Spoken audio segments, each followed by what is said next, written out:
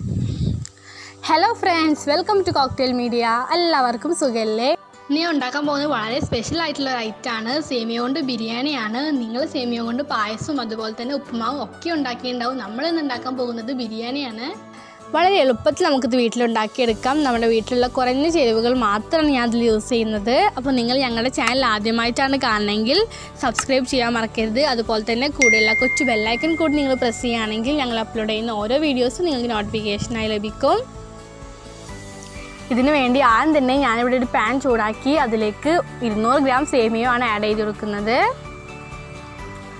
നമ്മുടെ ഒരു പാക്കറ്റ് സേമിയോ ആണ് ഞാൻ ഇട്ട് കൊടുക്കുന്നത്. നന്നായിട്ടൊന്ന് വറുത്തെടുക്കാം. നമ്മളൊരു മീഡിയം ഫ്ലെയിമിലിട്ടിട്ട് വേണം അത് വറുത്ത് കൊടുക്കാൻ.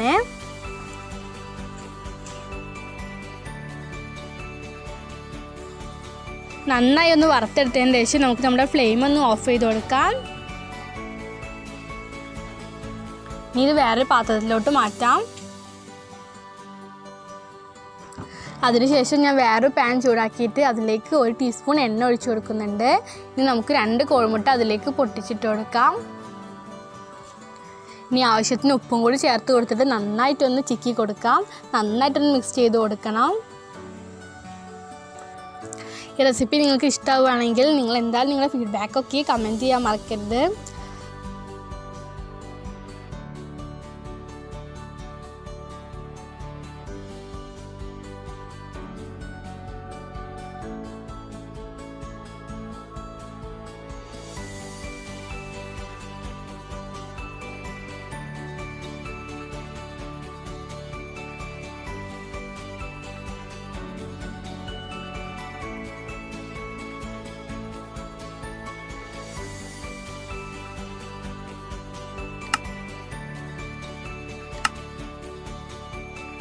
നമ്മുടെ മുട്ട ചിക്കിയത് ഏകദേശം ആയി വന്നിട്ടുണ്ട്. നമുക്കിനി അത് വേറൊരു ബൗളിലേക്ക് മാറ്റി വെക്കാം.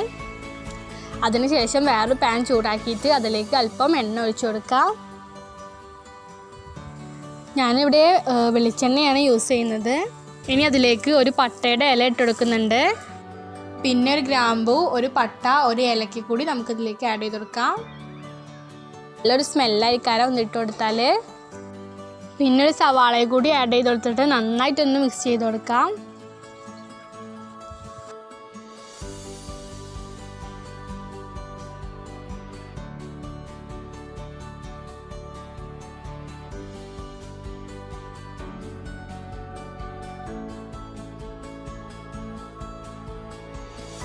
സവാള ഇളക്കി കൊടുത്തതിന് ശേഷം നമുക്കതിലേക്ക് 2 പച്ചമുളകും അതുപോലെ തന്നെ ഇഞ്ചി വെളുത്തുള്ളിയുടെ പേസ്റ്റും കൂടി നമുക്ക് ആഡ് ചെയ്ത് കൊടുക്കാം.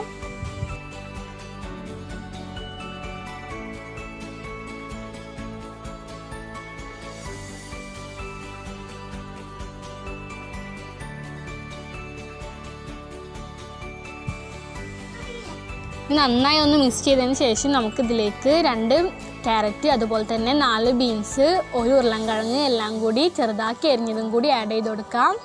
എന്നിട്ട് നന്നായിട്ടൊന്ന് മിക്സ് ചെയ്ത് കൊടുക്കാം.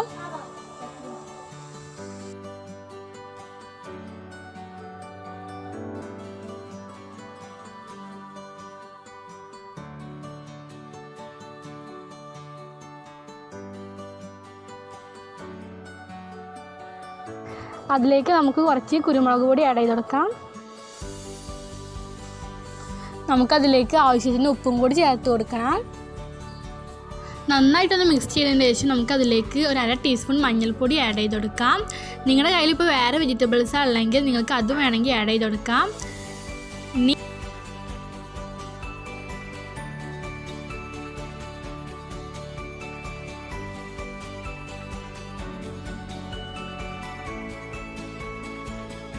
നമുക്ക് നമ്മുടെ അതിലേക്ക് കുറച്ച് വെള്ളം ആഡ് ചെയ്ത് കൊടുക്കാം. ഞാൻ 1 കപ്പ് വെള്ളമാണ് യൂസ് ചെയ്യുന്നത്.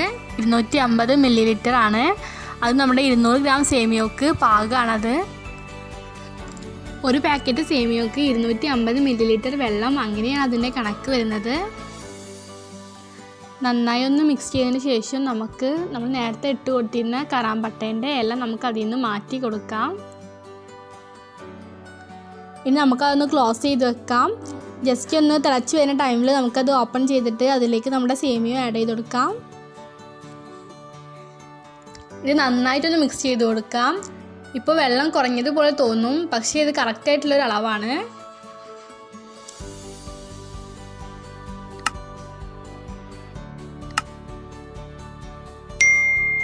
ഇനി കുറച്ച് കറിവേപ്പിലയും കൂടി ആഡ് ചെയ്തിട്ട് നമുക്ക് ലോ ഫ്ലെയിമിലാക്കിയിട്ട് ഒന്ന് ക്ലോസ് ചെയ്ത് വെക്കാം. ഇനി അതൊന്ന് തുറന്നിട്ട് നമ്മൾ നേരത്തെ മാറ്റി വെച്ചിരുന്ന മുട്ട ചിക്കിയത് അതിലേക്ക് ആഡ് ചെയ്ത് കൊടുക്കാം. നമുക്ക് നന്നായിട്ടൊന്ന് മിക്സ് ചെയ്യാം. അപ്പോൾ നമ്മുടെ റെസിപ്പിയുടെ റെഡി ആയി വന്നിട്ടുണ്ട്. വളരെ ടേസ്റ്റി ആയിട്ടുള്ള റെസിപ്പിയാണ്, തീർച്ചയായിട്ടും എല്ലാവർക്കും ഇത് ഇഷ്ടമാവും.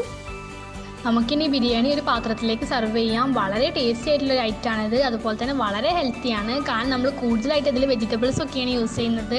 നമ്മുടെ കുഞ്ഞുങ്ങൾക്കൊക്കെ തീർച്ചയായിട്ടും ഇത് ഇഷ്ടമാവും. നമുക്കിത് അവർക്ക് 4 മണിക്ക് ചായയുടെ കൂടെയും അതുപോലെ തന്നെ രാവിലെയൊക്കെ കൊടുക്കാൻ പറ്റിയൊരു ഡിഷാണിത്. നിങ്ങൾ തീർച്ചയായിട്ടും ഇത് വീട്ടിൽ ട്രൈ ചെയ്യണം.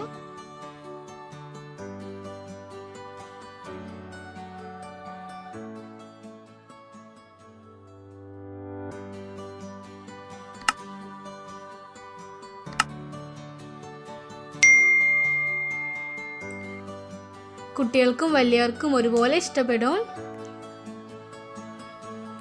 ഇഷ്ടപ്പെട്ടാൽ നിങ്ങളുടെ ഫ്രണ്ട്സുമായി ഷെയർ ചെയ്യാൻ മറക്കരുത്. Okay, bye bye, take care.